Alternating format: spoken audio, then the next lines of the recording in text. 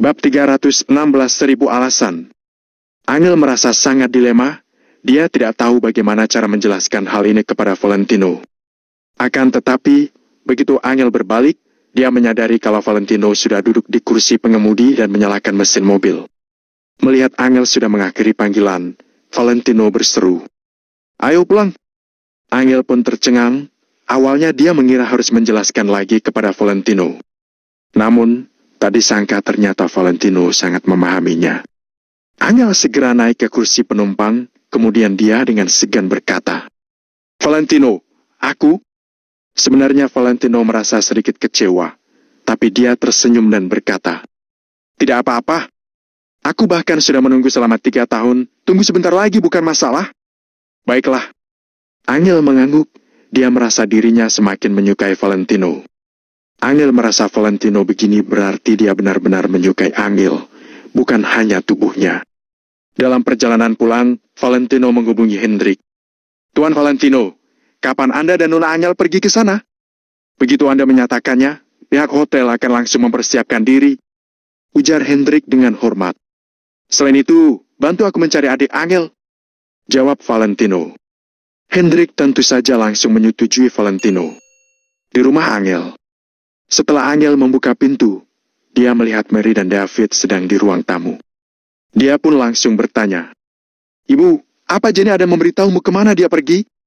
"Tadi sore, dia bilang padaku dia mau bertemu dengan temannya, tapi kenapa sampai sekarang dia belum pulang juga?" Mary tiba-tiba berdiri lalu berkata, "Oh, iya. Saat Jenny keluar, Valentino juga ada di rumah." Valentino mengangguk. Mary tidak tahu, tapi Valentino tahu kalau Jenny telah pergi untuk bertemu dengan Hans. Pada saat ini, telepon dari Hendrik masuk. "Aku mengangkat telepon sebentar," ucap Valentino, kemudian dia berjalan ke balkon. Hendrik langsung melapor, "Tuan muda Valentino, adik Nona Angel sudah dalam perjalanan pulang. Kira-kira dalam 5 menit dia sudah sampai rumah." "Baik. Tidak terjadi apa-apa, kan?" tanya Valentino. "Tidak. Dia hanya pergi berjalan-jalan sama seorang wanita," jawab Hendrik. Kemudian, dia berkata, "Tuan muda Valentino, saya telah menyelidiki latar belakang Hans Wenodi sesuai arahan Anda. Keluarganya lumayan berada, tapi mereka bahkan tidak termasuk dalam 30 besar keluarga kaya di kota Neo." Valentino menganggukkan kepalanya. Selama dia sudah tahu latar belakang Hans, itu sudah cukup. Jenny berpacaran dan berteman dengan siapa? Tentu saja Valentino tidak akan ikut campur karena itu adalah kebebasan Jenny. Namun, Valentino pasti tidak akan membiarkan Jenny berteman dengan orang yang asal-usulnya tidak jelas. Kini karena Valentino sudah tahu kebenarannya, dia merasa tenang. Setelah merokok 1 batang, Valentino mendorong buka pintu balkon lalu berjalan masuk. Angel menatap Valentino dan berkata, "Valentino, aku akan menunggumu di rumah. Kamu pergi mencari Jenny sebentar." Valentino terdiam sejenak, lalu dia menjawab, "Tidak perlu. Seharusnya sebentar lagi dia pulang." Setelah Valentino selesai berbicara, Mary langsung menoleh. Dia menatap Valentino dengan marah. "Seharusnya. Sekarang sudah malam sekali, tapi Jenny masih belum pulang. Kami menyuruhmu mencarinya, kenapa kamu malah menolak? Bagaimanapun juga, Jenny adalah adik Angel, dia termasuk adikmu juga. Apa kamu tidak khawatir sedikit pun?" Sekarang Mary merasa sangat gelisah, jadi ketika dia melihat Valentino tidak mau pergi mencari Jenny, dia pun semakin frustasi dan mulai marah-marah. "Ibu, tenang. Jenny sebentar lagi sampai rumah." Valentino merasa tak berdaya. Kabar dari Hendrik tidak mungkin salah. "Diam. Aku tahu kamu tidak menyukai Jenny, tapi bagaimanapun juga, dia adalah keluarga kita. Sekarang sudah malam sekali, tapi dia masih belum pulang. Menyuruhmu pergi mencarinya, kamu malah 1000 alasan. Apa kamu pernah peduli pada Jenny? Kalau kamu peduli padanya, peduli pada keluarga kita, kamu tidak akan menolak." Pada saat ini Mary merasa sangat marah. Dia sama sekali tidak mendengarkan penjelasan Valentino dan terus berteriak. Sedangkan kini David juga sedang menatap Valentino dengan tidak senang. Selama 2 hari ini, hubungan Valentino dengan Jenny memang tampak renggang dan dingin. Namun meskipun begitu, mereka adalah satu keluarga. Valentino bahkan tidak bersedia untuk pergi mencari Jenny. David pun merasa sedikit kesal. Angel ragu-ragu sejenak, kemudian akhirnya dia memilih untuk mempercayai Valentino. Dia yakin kalau Valentino bukan orang yang seperti itu. Angel menarik Valentino lalu bergumam. Valentino, ibu hanya sedang panik. Jangan masukkan kata-katanya dalam hati. Ya. Iya, tidak apa-apa. Valentino menganggukkan kepalanya. Lagi pula, dia sudah sering disalahpahami. Selama 3 tahun ini, dia sudah terbiasa. Meskipun akhir-akhir ini Mary dan lainnya bersikap baik pada Valentino karena dia membeli rumah dan mobil baru, sebenarnya mereka masih menjaga jarak dengan Valentino. Terutama Mary, sebenarnya kesannya terhadap Valentino sudah mendarah daging. Kalau sedang tidak ada masalah, Mary baik pada Valentino. Akan tetapi, begitu mereka bertemu dengan masalah, Valentino menjadi pelampiasannya. Angel, kamu masih menghiburnya. Apa kamu tidak mengkhawatirkan adikmu? Mary semakin marah. Aduh, ibu. Waktu perjalanan pulang, Valentino sudah menelpon orang untuk mencari Jenny. Valentino pasti sudah mendapat kabar, jadi kita tidak perlu terlalu cemas. Jelas Angel sambil mengerutkan keningnya. Sekarang karena hubungan kalian sudah semakin mesra, jadi kalian bekerja sama untuk membuatku marah. Kalau kalian tidak mau pergi, aku akan pergi sendiri. Mary memelototi Angel dan Valentino dengan marah. Kemudian, dia membalikkan badannya dan berjalan ke arah pintu. Telik. Tepat pada saat ini, ada seseorang yang membuka pintu dari luar dengan kunci. Setelah itu, Jenny berjalan masuk. Mary tercengang, dia langsung berhenti. Tadi Valentino mengatakan kalau Jenny sudah mau pulang. Ternyata dia benar. Ketika Jenny melihat semua orang sedang di ruang tamu lalu suasananya terasa sedikit tegang, dia pun terdiam. David segera menghampiri Angel lalu bertanya, Jenny, kemana kamu pergi? Kenapa ponselmu dimatikan? Tadi aku keluar bersama dengan Billy dan baterai ponselku sudah habis. Kalian? Tanya Jenny dengan curiga. Mary mendengus selalu berkata, karena kamu telat pulang, tentu saja kami mengkhawatirkanmu. Kami menyuruh seseorang pergi mencarimu, tapi dia malah 1000 alasan. Akhirnya aku sudah mengerti. Valentino merasa sakit kepala. Dia sama sekali tidak bisa menjelaskan hal ini. Ibu, tadi kan aku sudah bilang. Saat perjalanan pulang, Valentino sudah meminta orang untuk mencari Jenny. Tadi orang itu pasti sudah menghubungi Valentino. Ujar Angel sambil mengerutkan alisnya. Mary menoleh ke Jenny. Oh, ya. Jenny, tadi apa ada orang mencarimu? Jenny tersenyum lalu menjawab dengan jujur. Tidak ada, sih. Dalam hati, Jenny semakin merasa kesal pada Valentino. Kalau bukan karena hubungannya dengan Valentino, hari ini kencan Jenny dengan Katino pasti tidak akan berakhir dengan cepat. Namun, karena kemunculan Valentino, kencannya yang awalnya berjalan baik pun hancur. Sudah dengar belum? Valentino ada menyuruh siapa pergi mencari Jenny? Tadi kalau tidak mau pergi mencari Jenny, ya langsung katakan saja. Untuk apa kamu membodoh-bodohi orang dengan membuat 1000 alasan? Bab 317 uangnya dari mana? Sudah kuduga, Valentino, kamu sama sekali tak menganggap kami sebagai keluarga sendiri, kan? Atau karena belakangan ini kamu sudah membeli mobil dan rumah, jadi kamu menganggap dirimu sebagai kepala keluarga dan meremehkan kami? Saat ini Mary membentak Valentino seperti anjing gila. Valentino mengernyit, dia tidak menyangka ternyata Mary begitu membencinya. Apakah membeli mobil dan rumah itu salah? Ibu, jangan hanya membahas soal mobil dan rumah. Kenapa ibu tidak bertanya padanya, dari mana datangnya uang untuk membeli semua itu? Ujar Jenny dengan nada sinis. Setelah mendengar Valentino tidak ingin keluar mencarinya, Jenny semakin percaya terhadap perkataan Robert. Bagaimanapun juga, Valentino tidak bermarga kusuma, mana mungkin dia mementingkan masalah keluarga kusuma. Apa maksudnya? Dari mana uangnya? Tanya Mary tercengang. David, Angel dan Valentino melihat ke arah Jenny. Mereka semua tidak mengerti dengan maksud perkataan Jenny. Tentu saja dia mengambil keuntungan dari orang lain. Valentino, kamu kira kamu bisa merahasiakan hal itu dari semua orang? Tapi kamu tak bisa merahasiakannya dariku. Ujar Jenny dengan penuh makna. Semua ini kubeli dengan uangku sendiri. Jawab Valentino. Villa seharga 12 miliar dan Bentley seharga belasan miliar, semua itu kamu beli dengan uang sendiri. Apa kamu percaya pada perkataanmu sendiri? Kalau kamu memang sekaya itu, Bagaimana mungkin kamu melibatkan kami hingga menjadi bahan tertawaan seluruh kota Neo dan menjadi kerabat keluarga Kusuma yang paling diremehkan? Ujar Jenny pada Valentino dengan tegas. Semua orang memandang ke arah Valentino dan ingin mendengar penjelasannya. Valentino terdiam selama belasan detik. Kalau bukan karena campur tangan dari keluarga Wijaya, apa Valentino masih perlu bersikap rendah hati? Sama sekali tidak perlu. Sekarang Valentino bukan hanya merupakan anggota keluarga Wijaya di kota Kama, tetapi dia juga memiliki banyak aset pribadi di kota Neo. Kalaupun tidak mengandalkan status sebagai anggota keluarga Wijaya di kota Kama, kemampuan Valentino saat ini juga sungguh menakjubkan.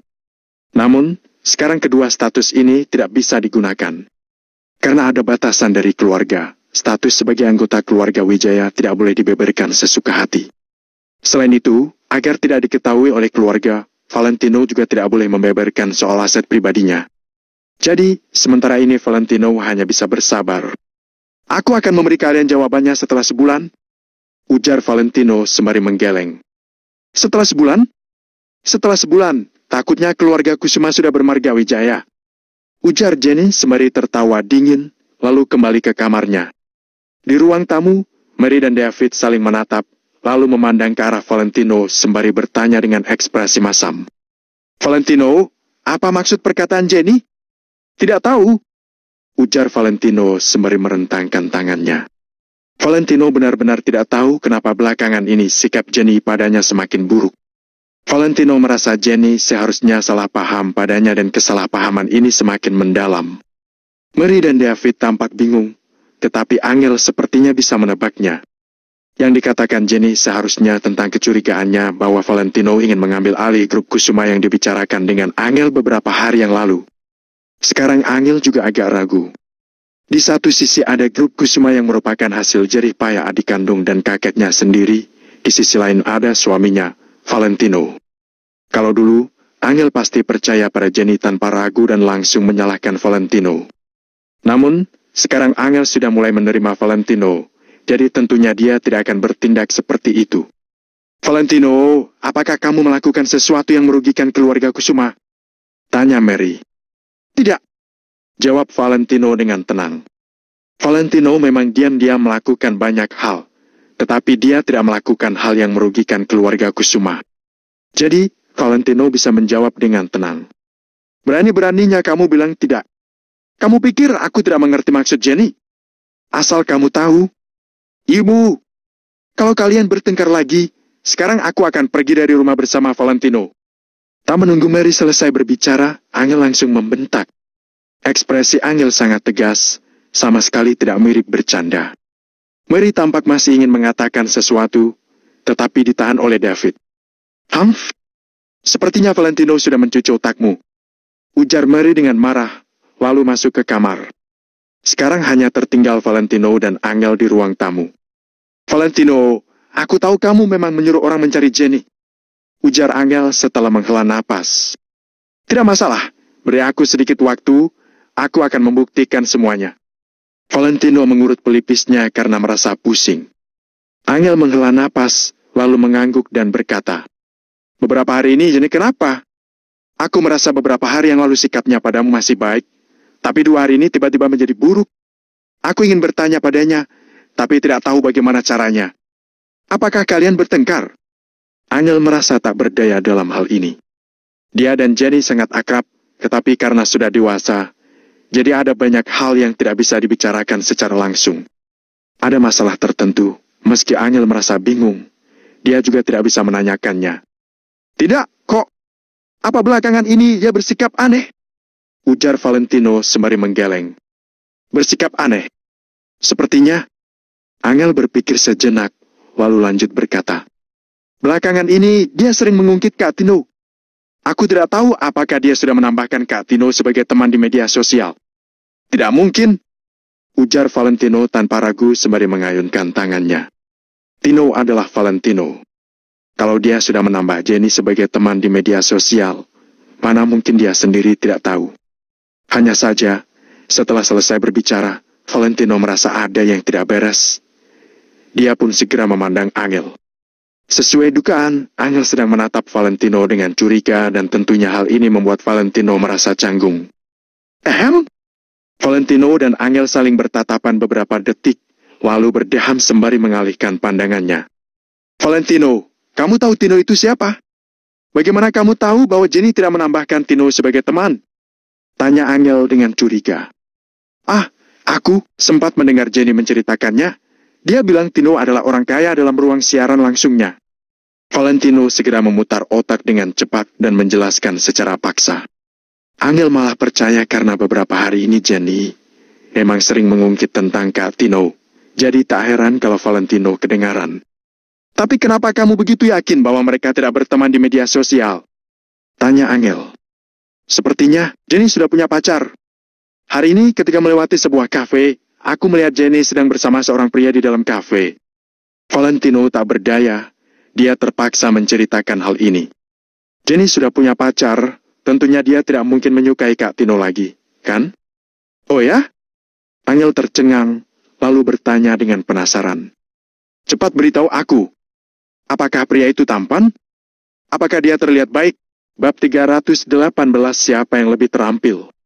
Jenny sikapnya ceroboh dan polos. Kalau bertemu pria brengsek, dia pasti akan rugi. Angel tampak sangat mengkhawatirkan masalah Jenny.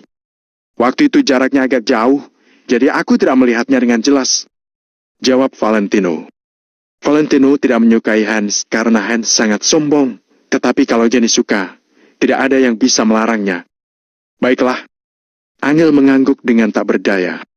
Angel melihat jam pada ponsel, lalu dia pun bersiap untuk kembali ke kamar. Pada saat bersamaan, Valentino juga memandang ponsel Angel.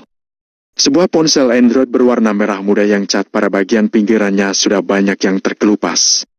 Valentino menghela napas dalam hati. Dia pernah bilang bahwa ingin memberikan Angel barang terbaik, tetapi sekarang ponsel Angel bahkan belum diganti. Valentino merasa dia lalai dalam hal ini. Angel, sudah berapa lama kamu memakai ponsel ini? Tanya Valentino secara tiba-tiba. Sekitar 3 tahun. Selama tidak rusak, bisa dipakai terus. Jawab Angel dengan acuh tak acuh sembari melihat ponselnya. Besok aku akan membawamu pergi membeli ponsel baru. Ujar Valentino. Setelah mendengarnya, Angel tercengang dan penuh ekspektasi, tetapi dia langsung berkata sembari menggeleng. Jangan! Jangan mengira bahwa kamu punya villa, jadi sudah punya uang. Sebaiknya kamu pikirkan cara untuk membayar uangnya. Bukankah kamu bilang kalau kamu hanya membayar uang mukanya sebesar 2 miliaran? Masih ada banyak cicilan yang perlu dibayar. Rasanya beban ini sangat berat. Tapi tidak masalah, aku akan menemanimu untuk membayar semua sisanya. Ujar Angel sembari mengedipkan matanya. Oh ya Valentino, belakangan ini kamu tidak pergi kerja, tidak boleh seperti itu. Kalau tidak kerja, bagaimana kita membayar sisanya? Besok ikut aku pergi ke kantor, aku akan mengatur pekerjaan untukmu. Ujar Angel dengan serius. Om, belakangan ini aku sedang mempelajari sebuah proyek bersama Danu, jadi sementara tidak perlu pergi kerja. Valentino terdiam sejenak, lalu menjelaskan. Baiklah, kalau begitu istirahatlah lebih awal. Masalah malam ini, lain kali akan kuberikan kompensasi. Angel mengatakannya dengan wajah tersipu. Tak menunggu Valentino membalasnya, dia langsung berdiri lalu masuk ke kamar. Valentino menggeleng, dia sudah bertekad untuk membeli ponsel untuk Angel besok, lalu dia pun berbaring di sofa. Begitu kembali ke kamar, Angel melihat Jenny sedang berbaring telungkup di kamar sembari ngobrol lewat pesan teks dengan seseorang. Jenny, belakangan ini kamu kenapa? Kenapa sikapmu sangat buruk pada Valentino? Angel menghela napas lalu bertanya. Aduh, Kak, jangan membahas dia lagi, merusak suasana hatiku.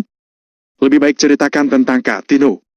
Hari ini aku sudah bertemu dengannya, dia sangat tampan. Jenny duduk di kasur, lalu berkata dengan semangat. Hari ini kamu pergi bertemu dengannya. Angel bertanya dengan suara yang lebih keras. Sst, jangan sampai didengar oleh ibu. Jenny segera memberi kode untuk kecilkan suara. Kamu ini, kenapa sembarang bertemu dengan orang yang kamu kenal lewat media sosial? Angel menatap Jenny dengan khawatir. Tetapi Jenny sama sekali tidak bisa mendengarnya. Sekarang seisi otaknya penuh dengan bayangan Hans. Kak, kamu tidak tahu? Dia sangat dewasa. Dia membantuku menarik kursi dan menambahkan gula ke dalam kopiku. Ujar Jenny sembari tersenyum manis. Angel tiba-tiba teringat pada perkataan Valentino. Lalu dia pun bertanya, "Orang yang kamu temui hari ini adalah Tino?" "Iya, kenapa?" Jenny tampak heran. "Tidak apa-apa." Angel berpikir sejenak. Dia memutuskan untuk tidak bertanya lebih lanjut karena ini adalah masalah pribadi Jenny.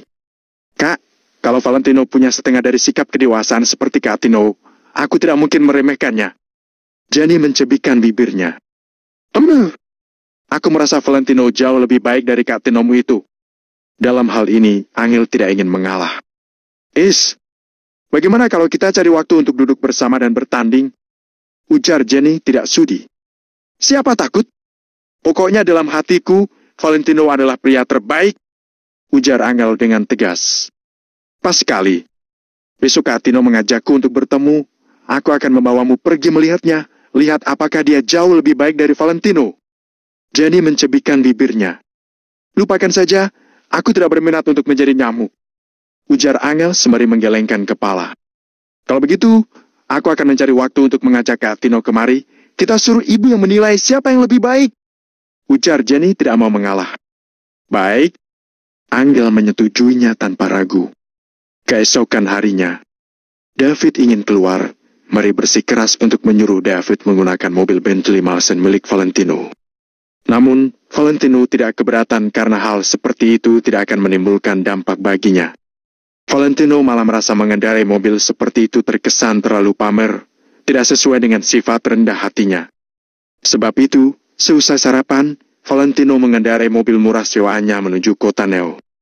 Ponsel Angel sudah digunakan selama 3 tahun, sudah seharusnya diganti dengan yang baru.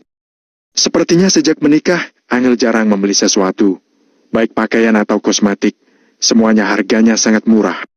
Karena dulu Valentino tidak kerja, tidak punya penghasilan. Sedangkan Angel bekerja keras di grup Kusuma, tetapi hanya menerima gaji yang sama seperti karyawan magang, jadi kehidupan mereka sangat ketat. Tetapi sekarang sudah berbeda.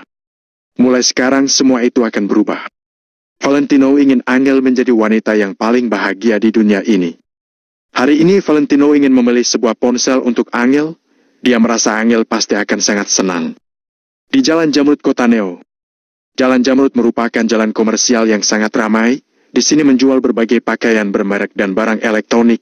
Intinya sangat makmur. Sekarang masih pagi, tetapi jalanan sudah penuh dengan orang. Tampak sangat ramai.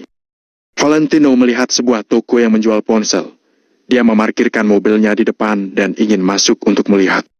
Namun, di saat hendak turun dari mobil, Valentino mencium aroma kopi yang sangat harum. Ternyata ada sebuah kafe di sekitar sana. Valentino tiba-tiba teringat pada Ido. Sekarang Ido agak cacat, tetapi sama sekali tidak sulit baginya untuk mengurus sebuah kafe. Saat ini di kota Neo masih ada banyak orang seperti Ido. Semua itu dipilih dengan cermat oleh Hendrik dan mereka sangat setia pada Valentino. Valentino tidak mengenal mereka, tetapi mereka selalu ingat bahwa mereka adalah anak buah Valentino. Berpikir sampai sini, Valentino tiba-tiba merasa dia ingin memberikan sesuatu kepada mereka. Valentino merasa dia bisa sekaligus membeli ponsel untuk masing-masing anak buahnya, meski tidak terlalu berharga. Tetapi ini menunjukkan niat dari Valentino. Valentino berpikir sejenak, dia tidak menelpon Hendrik, melainkan menelpon Danu. Valentino tidak ingin mengganggu Hendrik karena sekarang Hendrik diawasi oleh Markel, jadi dia agak susah untuk melakukan sesuatu. Belakangan ini Markel semakin menjadi-jadi, sepertinya dia ingin sepenuhnya mengendalikan Maple Rain Real Estate.